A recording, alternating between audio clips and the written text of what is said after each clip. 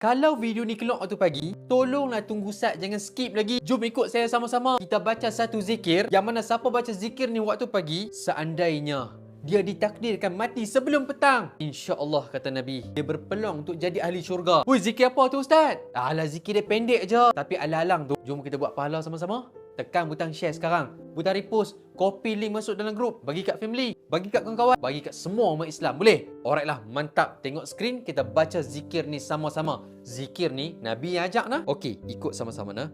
Allahumma anta rabbi la ilaha illa anta khalaqtani wa ana abduka wa ana ala ahdika wa wa'dika mastata'tu.